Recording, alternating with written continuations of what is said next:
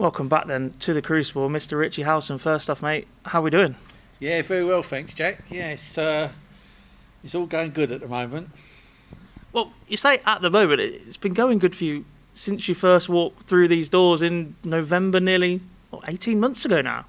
Yeah, it has. Yeah, I remember that first when the seniors first come on to the fore. I wasn't really darts wasn't going anywhere, to be honest with you. I was playing a little bit, and my wife said, "You're going to go in for the seniors?" I said, "Oh."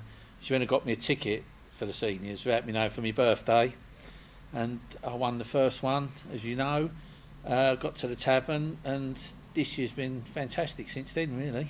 Yeah, the first man to qualify, the first man to win that event. Obviously, we did have a Friday night fly, but the first man to book his name at the tavern. I still remember your reaction. It is one of my best memories of being a part of the World Seniors Darts Tour so far. Sat next to Helen Chamberlain downstairs, waiting for the camera to roll. Oh, it's 5 minutes from my house, Helen. It was literally like watching a 5-year-old at Christmas. Is that what that injection of being back playing darts at a competitive level and the prospect of being on TV and whatever else that comes with it, is that what it meant to you? Oh, definitely. To get back playing competitive darts again on the television was fantastic, but the added bonus of it being in the Circus Tavern, which, as you said, is 5 minutes from my house. It's an iconic venue. Always dreamed of playing there, and it was really something special to have qualified that. It was just seemed like it was written in the stars. So I was very eternally grateful for that weekend. Really am. Yeah, and it's just sort of spiralled since then. I mean, you said just a minute ago that your darts really weren't going anywhere before that.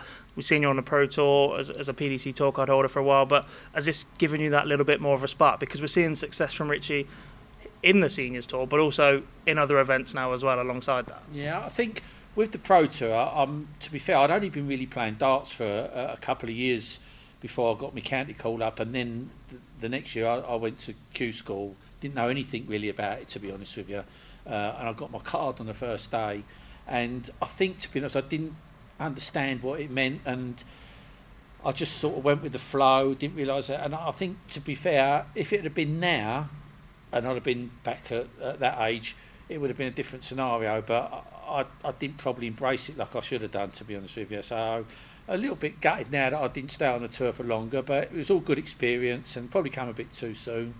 But yeah, now it's opened up opportunities for everything really now.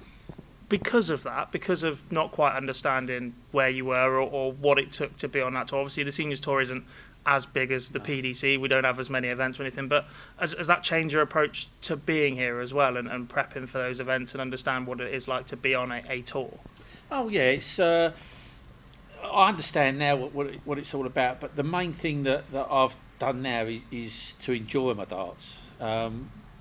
Obviously, whether dart player, if you're a competitive dart player, you really don't like losing, and I'm no different to anybody else. But it happens. You can't win everything. You win some, you lose some. But the main thing is you've got to enjoy what you're doing. If you're not enjoying what you're doing, you're not going to play well. And I've proved it this year. The most I've enjoyed darts the last year, 18 months, and I'm probably playing the best darts I've ever played, to be honest, and all because of the seniors, really. Well, aside from your qualifier win, you've won Open Series events before, but let's talk outside of this. You've had opportunities in the Moda Super Series, involved in a 9-dart shootout, which the less said about that, the better, I think, for now. But picking up the Viking Cup earlier last year as well, which it's not quite tied in, but the first Seniors World Championship was in memory of Andy Ford, and he passed away just before we got underway. To go and lift something in his name as well must have been pretty special for you. Oh, that was absolutely huge. A really, really good field. I think everybody really wanted to win that first one because what it meant, and Andy was a great guy.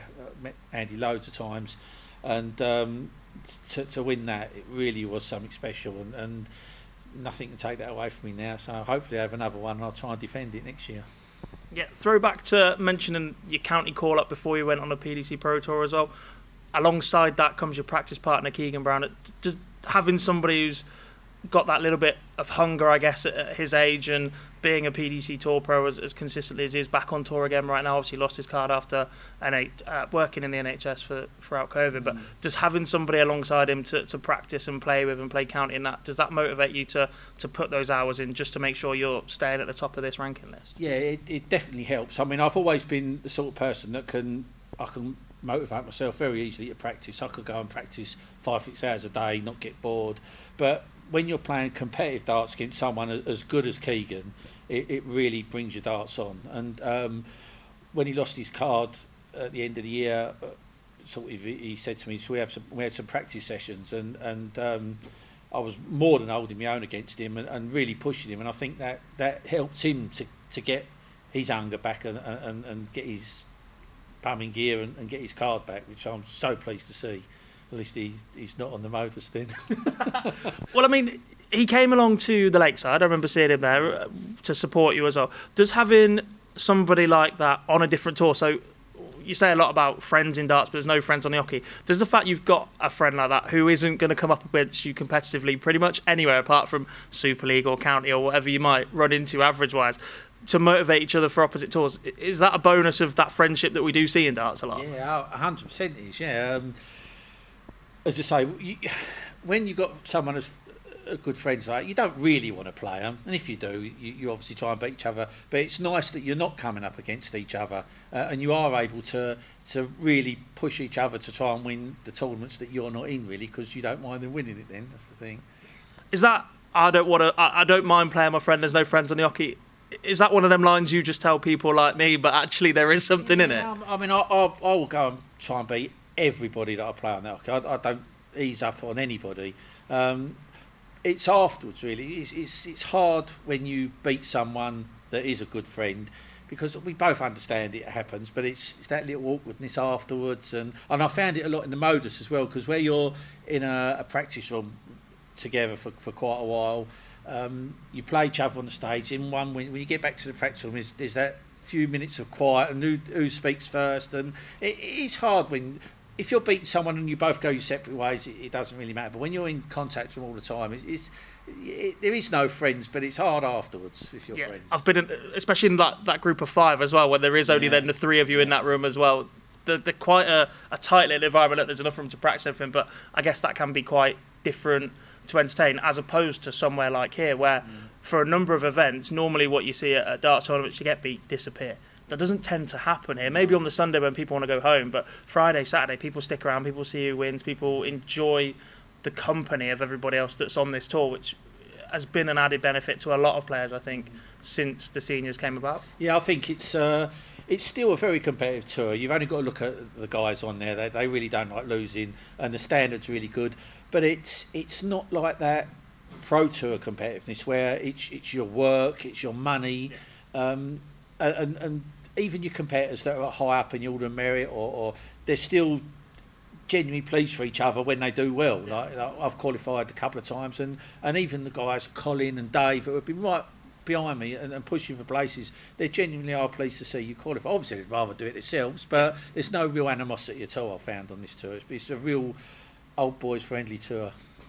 Again, is that nice to have that level of competitiveness with the push without, I say, the aggro, for want of a better word, without the nastiness or the competitiveness that it's high level competitive sport for a lot of cases, so to not see that is quite refreshing. Yeah, of course, it's great really, because it brings out that competitiveness in you, but without the real anger of losing, and it's just a nice friendly tour really, and really I would suggest anyone that enjoys the darts but still wants to play a competitive, if you're over 50, come and get on the tour, because it's a great weekend. Couldn't have said it better myself. Let's talk away from the hockey a little bit. Have you noticed a change in, I guess, the amount that you get recognised from your success? I look after a lot of the seniors' social media, and one of the most requested posts we ever see anywhere is, "Where's Richie Howson? Get Richie in this. Richie. You've got your own not little, but you've got your own fan club almost on our socials that are constantly going, Richie Howson this, Richie Howson that. And you think of some of the names we've got in the World Championship and the draw. Is that nice that you're able to find that level of recognisability in this tour? Oh, Oh, it's quite surreal, to be honest. You don't expect well, I'm just a normal, half-decent pub player that's having a good run. You don't expect people to, but it is, social media. I mean, the friend requests you get and the messages, and it's fantastic. I don't care who you are, everybody likes a pat on the back now and then, and it's great to have people that support you and want you to do well and are looking forward to seeing you play. There's nothing better, and doing it at 50s, it's great. It really is. Yeah, and alongside that, obviously, you've put them on the table. I didn't tell you to bring them. I didn't tell you to place them, but they are your own branded darts, aren't they? So approached since your senior success to have your own barrel manufactured and sold is, again, just a bit more surrealness for you. Yeah, it's something that you never expect when you've sort of, you feel like, I don't like to call it a career because I'm not a professional dart player, so it's not really my career, but it's something that I love to do, and to be approached that late in your stage of how you're doing it, it's another pat on the back, which is really good, and I appreciate Legend Darts for making them for me and Roger, and hopefully I can do them proud this year at the Tavern. Well, yeah, that brings us nicely on to looking ahead to the rest of the season. Already booked your spot at the Circus Tavern via the money list. We'll find out who your opponent is by the end of this weekend. We'll do the draw live on Sunday night. There must be anyone got your eyes on in particular? I mean, there must be a little bit of revenge wanted from Martin Adams' performance, because he can't do that again, surely. I wouldn't put it past him. He's class, the man. But no, to be fair, there's a lot of really good players this year. Some of the guys that are not seeded, they're going to be some of the most dangerous ones there, really. Are you almost glad that you're on that side of the draw, looking at the likes of Scott Mitchell coming in and Leonard Gates, and the way Chris Mason performed in the Moda Super Series at the back end of last year? Yeah, definitely. Plus the other guys on this tour that are going to qualify there.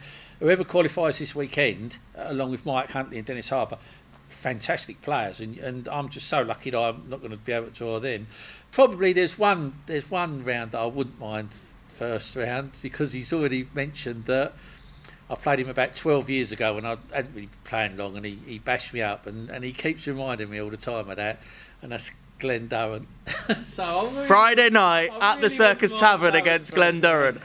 I mean, you'd have to wait a while to get into the tournament because of when he's playing, but Friday night, Richie Howson and his Essex Army against Glen Durrant at the Tavern. That'd be nice. That'd be very nice. Did you ever think that would happen? Like, Glenn's another addition to the tour as well this year, isn't he? Obviously, after losing his tour card, like, just surrealness. Is it pinch yourself moment if that becomes the draw? Yeah, of course it would be. Yeah, I mean, especially the Friday night, such a great lineup with John Part, Glenn, Robert Thornton, and obviously Phil. I mean, if you was to get drawn on the Friday night, that'd be, any of those guys would be great to play. I mean, it'd be fantastic to play Phil, even if you play in first round, even if you get beat. The guy's a legend, no one can dispute that, and to play him up on the Tavern stage would be great. But it'd be nice to avoid him first game and try and get him a little bit later on. But you're sticking around till Sunday to find out who you get in the flesh? We're going to live stream the draw, but are you going to be here ready to see who it is? You'll have to throw me out before that draw's done. I'm going to be here, sitting here waiting to see who I get. Perfect. Well, all the best for this weekend, Richie. All the best for the rest of the season. And thanks very much for sitting down with us. Thanks very much, Jake. Thank you.